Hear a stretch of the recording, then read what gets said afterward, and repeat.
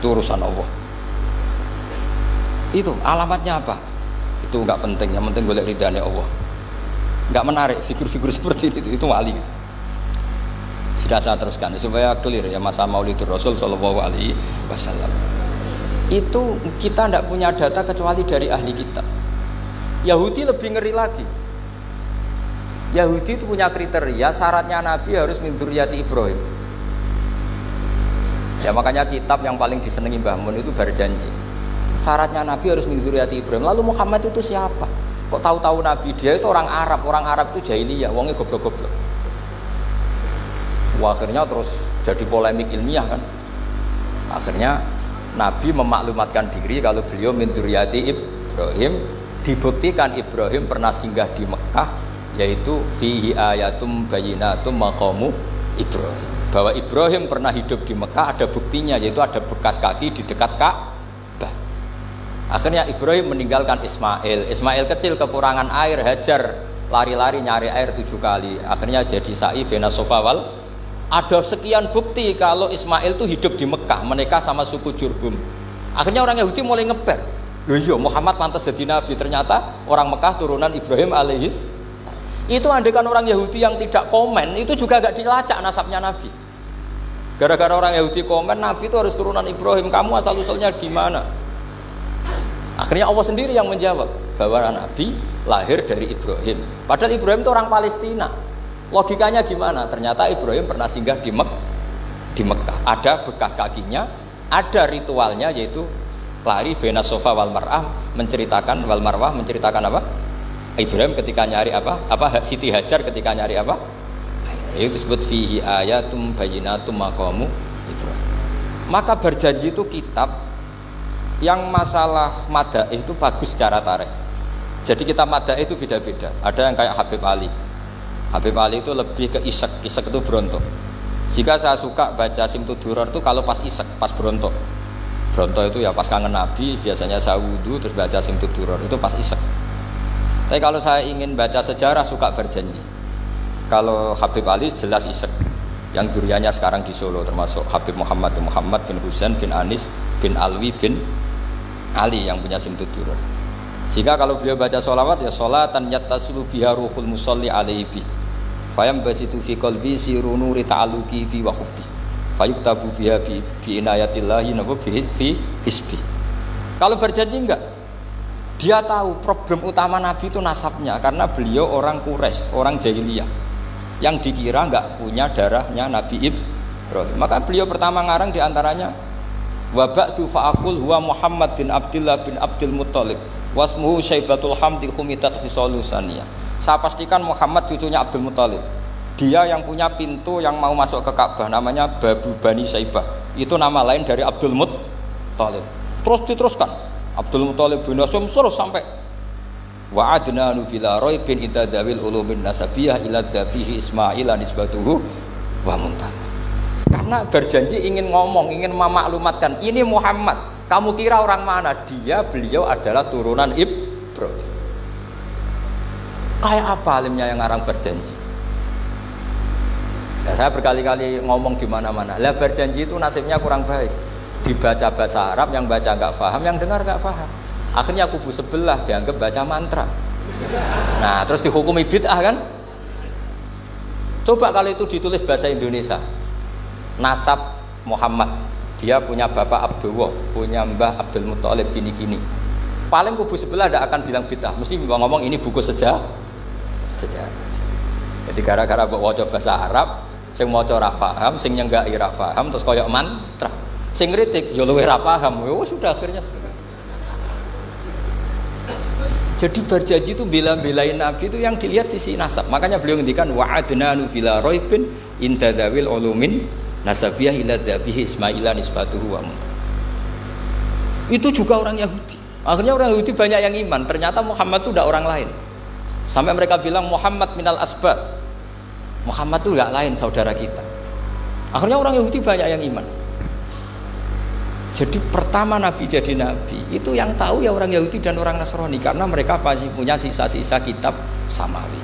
Nah, itu yang diceritakan Ka'bil Ahbar. Ya, al-haditsus tsani an Yasar bin Atha an Ka'bil Ahbar. Qala allamani abi Tara ta ila sifran wahidan kana yaqtimuhu wa yudkhiluhus sunduk falamma mata abi fatahtuhu fa idan fi nabiyyun yakhruju akhiras zaman maulidu bi Makkah wa hijratu bil Madinah wa sultanuhu bisyam. Nah, jadi ini saya urun nerangkan maulid. Tapi jangan diundang lagi. Ya, gitu. Pokoknya saya ini kaidahnya jelas. Kalau tidak pernah sepuh ngundang saya haram. Aturan fikihnya kan gitu. Kalah alim ngatur yang alim haram. Kalah tua ngatur sing tua haram. Tapi nak wong tua ngatur sing nom ana kemungkinan halal. Mereka ana kemungkinan sing nom ra nurut wong tua itu dosa. Makanya kalau saya dipanggil yang pernah sepuh, waduh cocok ra cocok ya samina wa ta'na. Karena Mbah Jamal ini abahnya Gus Rozin, biasanya Basal. Terus saya pokoknya tak ingat saya pengajian umum itu baru ke-7 ke 8. Semoga ya nanti sampai mati ya jumlahnya masih bisa terhitung. Tapi kalau ngaji rutin saya terus ngaji rutin. Saya pernah baca hikam di Jogja khatam. Kalau di pondok saya sudah nggak terhitung saya khatam berapa kitab, nggak terhitung karena saya sering ngaji rutin. Sehingga Diba itu kitab kesayangan Habib Ali. Habib Ali sebelum ngarang Simtud Duror itu beliau nginduk kitab apa? Diba, masyhur. Jadi saya ulang lagi ya, kalau Diba sama Berjanji lebih ke tarikh, kalau Habib Ali ke Isak, semuanya baik. Saya baca semua. Saya niru Habib Ahmad Al-Habsyi Pasuruan, pernah tak tanya, kenapa kalau maulid baca 3-3-nya? Ben ka asobiah Gus, ben keduman kabeh. Saya itu setengah hafal semua, 3-3-nya setengah hafal semua. Berjanji cerita, Al-Haditsus Diba, yang ini Diba, Al-Haditsus tsani an Yasar bin Atha an Ka'bil Ahbar. Kata Ka'bil Ahbar, saya ngaji sama bapak itu Taurat itu khatam. Tapi saya itu iskal itu janggal. Kenapa ada satu lempiran yang nggak diajarkan? Disimpan fisunduk. Jadi orang Yahudi itu ada baiknya. Mestinya kalau mangkal kan dibakar supaya hilang jejak. Enggak. Karena Yahudi itu ada unsur nubuah. Karena babanya Yahuda bin Yakub bin Ishak bin Ibrahim. Tapi Yahudi yang orisinal ya. Saya berkali-kali ngaji bilang Israel itu kalimatu madhin, pujian. Sehingga Israel disebut wa anni faddaltukum alal alam, itu Israel yang bani karena ada gennya Nabi. Kalau Israel yang sekarang itu nation, sebuah negara. Mereka ada yang Zionis, ada yang turunan Eropa, Amerika, terus Islamfobia. Itu beda Israel yang negara dengan Israel yang bani. Kalau yang bani itu ada unsur gen para apa? Nabi, sehingga ya bani Israel. Tapi kalau Israel sekarang nama sebuah negara. Sehingga ketika Allah bilang ya Bani Israel itu khitabnya pada penduduk Medina. Kenapa? Karena penduduk Medina zaman itu banyak yang keturunan Nabi Ibrahim alaihis salam. Jadi Israel di Quran itu bukan nama sebuah negara, nama sebuah turunan. Sehingga disebut ya Bani Israel, he anak turune Israel. Kita tahu Israel nama lain daripada Nabi Yakub bin Ishak bin Ibrahim. Ya karena memang saya nekuni ilmu. Kalau tadi yang Banjari kan nekuni suara. Jadi suaranya bagus. Itu kalau nggak ditopang al-jamalul akli, logikanya juga bagus. Itu bahaya, nanti orang mau nyanyi tok. Nah ini tak bantu. Tadi ada al-jamalul sauti, kebaikan secara suara. Ini tak bantu al-jamalul akli, kebaikan secara makna. Ya mestinya keren al-jamalul akli, karena al-jamalul sauti itu penyanyi dangdut bisa. Semua penyanyi bisa kalau suara bagus ya. Tapi kalau maknani Diba itu kalau tidak orang alim tidak bisa. Wis tuku terjemahannya tetap ra paham, ra bakat itu. Nah, saya teruskan. Falam mama tabi, orang Yahudi itu unik. Wong dia benci kok naskah itu tetap disimpan. Terus kata Ka'bil Ahbar, falam mama tabi fatahtuhu, ketika bapak saya meninggal, kotak ini tak buka. Faidan fihi nabiyyun yakhruju akhir zaman. Di situ ada keterangan bahkan akan ada nabi yang keluar akhirat, mauliduhu bi Makkah wa hijratuhu bil Madinah wa sultanuhu bis Syam. Kerajaannya itu di Syam. Bareng Ka'bil Ahbar ini sebetulnya menangi Rasulullah SAW, tapi dia nggak mau iman karena nabi itu nggak lengkap menurut dia. Ini Muhammad sudah benar lahirnya di Mekah, wafatnya di Madinah, tapi masih kurang satu, wa sultanuhu bis Syam. Zaman itu Syria, Libanon, Palestina masih di bawah pasukan salib, pasukan Nazaret. Sehingga dia mikir, katanya kerajaan Islam ada di Syam, ini kok Muhammad nggak jadi raja di Syam. Sehingga dia menunda imannya, yuakhiru islamahu. Bareng era Sayyidina Umar, beliau bisa menaklukkan Baitul Maqdis. Terus dia iman. Makanya imannya Ka'bul Ahbar itu era Sayyidina Umar, karena sudah masuk definisi ketiga wasultanuhu bisyam, kerajaannya Nabi ada di Syam. Iman. Sekali iman langsung pinter deh. Wong sedurunge baca kitab Samawi banyak. Sehingga Sayyidina Umar kalau mau tanya kitab Samawi ya tanya Ka'bul Ahbar.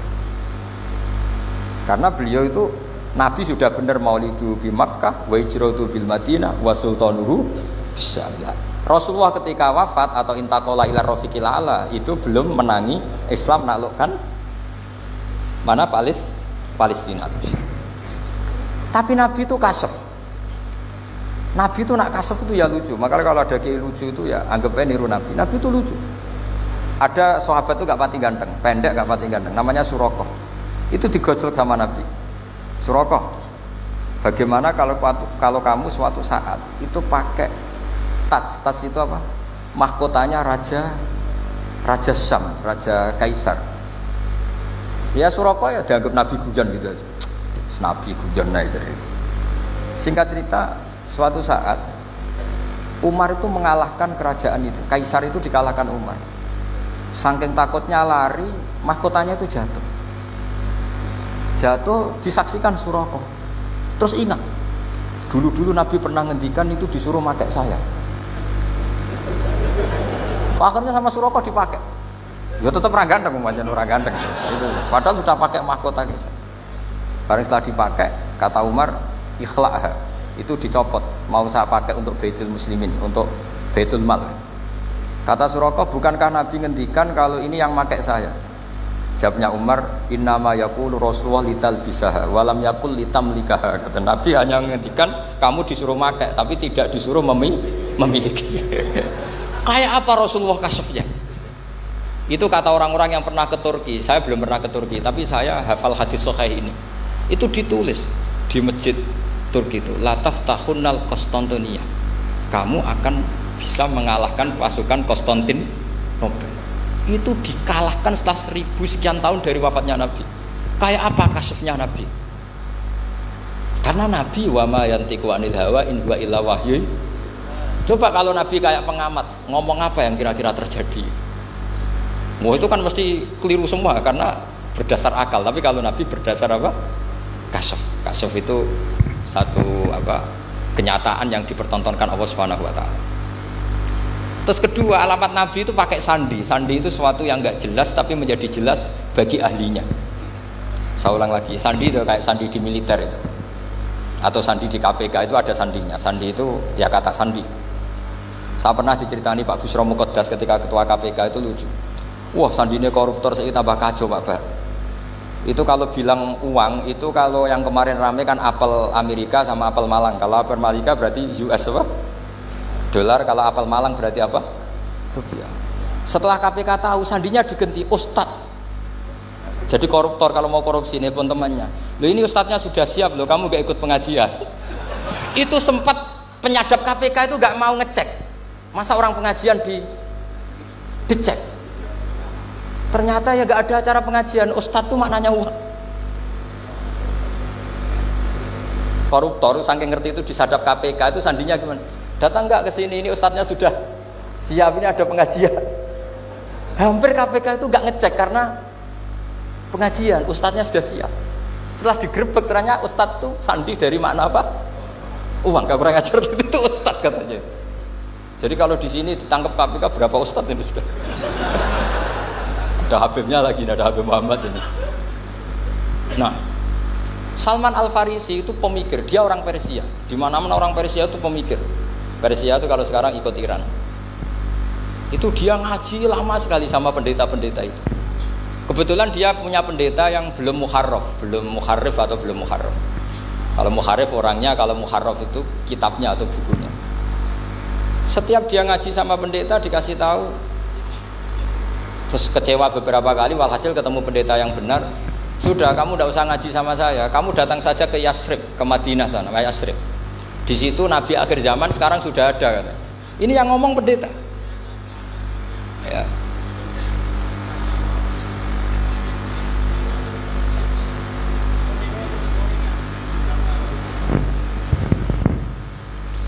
Ya terus sandinya itu 3.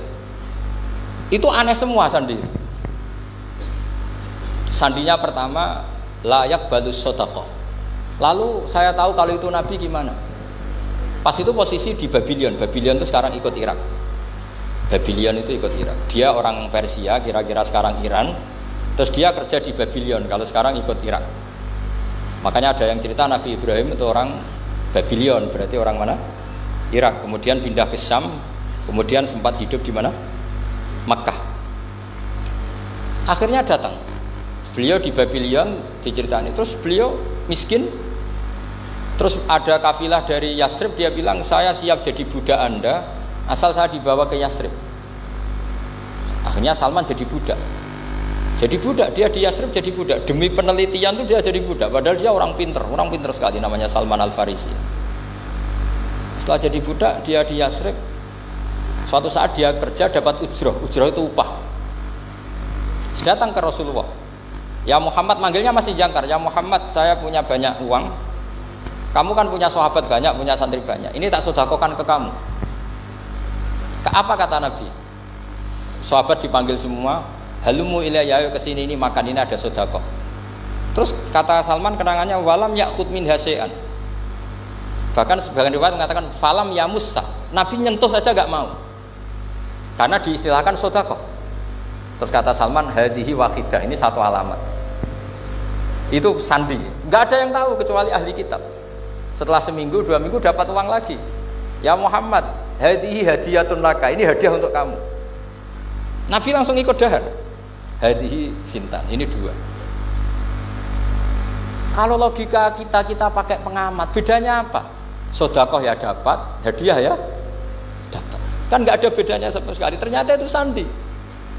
Sandi wayak balus hadiah, tapi walayak balus sedekah. Nabi itu nerima hadiah tapi nggak nerima sedekah. Bagi orang kebanyakan kan bedanya apa? Sama-sama dapat. Kiai pakai duit 1 juta, mbok arani sedekah ya ditampa. Mbok isa ketemu darani hadiah ya ditampa. Sementing kan duit. Tapi kalau Nabi tidak bisa seperti itu. Kalau dikatakan sedekah enggak mau nerima, kalau hadiah akhirnya wah ini sudah ada 2 alamat. Jadi alamat itu ya kadang aneh, masa sedekah sama hadiah dibedakan. Terus ketiga, wa fi katifihil aisar khatamun nubuwah. Mislu baidatin nu'amah. Di katifil aisar, apa kalau orang sini bilang apa? Pundak yang kiri itu ada khatamun nubuwah, ada alamat bahwa beliau adalah nabi akhir zaman, yaitu mislu baidatin nu'amah, kayak semacam telur manuk dara. Wah itu pusing, waduh caranya ngelihat gimana. Dia berkali-kali datang ke situ. Nabi itu orangnya priayi, jadi sering pakai baju. Kalau nabi ini jenengan sering blodor gampang, ini kan nabi kan sering priayi. Tapi Nabi itu memang unik. Ketika Salman ke situ, pas beliau mau wudhu, biasanya nggak pernah pakai buka baju. Nabi dibuka bajunya. Akhirnya Salman fa'aqabba alaihi, bersungkur di depan Nabi, kemudian mengatakan amantu bika ya Rasulullah. Karena ada 3 alamat. Lagi-lagi 3 itu juga didapatkan dari ahli kitab. Makanya di awal-awal Islam itu ahli kitab itu luar biasa. Meskipun akhirnya di akhir-akhir masalah karena banyak oknum yang mentahrif itu. Jadi saya mohon ilmu-ilmu seperti nggak boleh hilang. Jangan mentang-mentang orang Yahudi Nasrani sekarang sudah muharraf, kamu terus anti sama sekali. Tetap ada sisa-sisa samawi. Karena mereka masih megang kitab apa? Samawi. Jadi kita fair saja. Yang salah ya salah, yang benar gini apa? Benar. Makanya saking fairnya Nabi, ini harus ditiru oleh semua orang NU, orang Muhammadiyah, orang apa saja. Nabi itu kalau menghormati satu ilmu itu luar biasa. Kata Sayyidina Umar, saya ini punya naskah banyak Taurat karena naskahnya menarik ya Rasulullah. Ada sahabat lagi cerita begini-begini. Jawabannya Nabi apa? La tusaddiquhum wa la tukadzibuhum. Kamu ya jangan bilang iya, ya jangan bilang tidak. Kalau kamu bilang iya, ternyata yang pas muharraf, yang pas sudah ada orisinil. Kamu bilang, wah itu bohong semua, ternyata ada yang masih orisinil. Kayak apa Rasulullah hati-hatinya? La tusaddiquhum wa la tukadzibuhum. Kalau sekarang enggak, orang ekstrim, pokoknya salah. Kalau ndak kita pokoknya salah. Iku ora ono hadise. Sing ono iku emosine, paham nggih?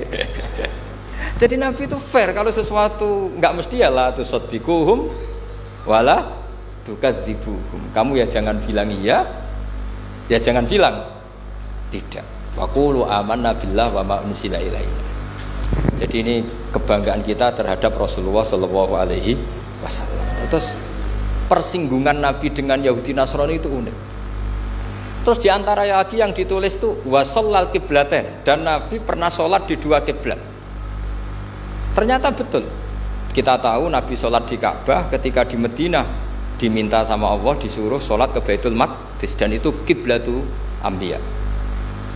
Akhirnya orang Yahudi banyak yang iman karena sesuai definisinya wa annahu sholla al-qiblatain. Nah, alamat-alamat seperti ini orang sudah lah itu dibak berjanji. Itu fasih betul menerangkan itu. Jadi saya bilang kalau Simtud Duror itu madainya isek luar biasa, brontonya Habib Ali. Sampai ketika beliau baca sholawat itu tidak kayak sampean. Sampean baca sholawat, sholawati sitok wis tanhalu bil uqadu wa tanfariju bil qurabu wa tubdu bil hawa. Itu sholawat sing kena go nyaur utang, go kabul kajate wonya gitu. Sholawatnya sekali permintaannya panjang sekali. Kalau Habib Ali enggak, makanya saya suka sama sholat beliau. Sholatan yattasilu biha ruhul musolli alaihi. Dengan sholawat ini rohnya yang membaca sholawat sambung sama rohnya Rasulullah Shallallahu Alaihi Wasallam. Barokahnya sambung menjadi mencintai. Barokahnya mencintai fayuk tabu biha di inayatillah fi hisbi. Barokahnya mencintai ditulis termasuk umatnya Rasulullah Shallallahu Alaihi Wasallam. Nah, sholawatnya sampean kan enggak seneng tan halu bil uqad, semua problem hilang. Watan fariju bil kurab, semua kesusahan hilang. Watu bil hawa cek kabul kajate. Watu nalu biro ghaib kasil sing seneng-seneng wis pokoknya sudah. Saya itu ya kadang iskalnya sholawati sitok jalukane cek akeh. Ya tapi itu tetap baik ya. Piro-piro tawasule mbek sholawat ra Gunung Kawi ngoten mawon nggih. Jadi tetap baik gitu. Tapi ya ndak kelasnya yang sholatan yatasilu biya ruhul musolli alaihi. Ini sudah sholawat sek. Pokoknya butuhnya sambung Kanjeng. Nah, sampean butuhnya kabul. Jadi ya tidak apa-apa lah. Piro-piro tawasul mbek sholawat ora mbek Gunung Kawi. Ngoten mawon. Assalamualaikum warahmatullahi wabarakatuh.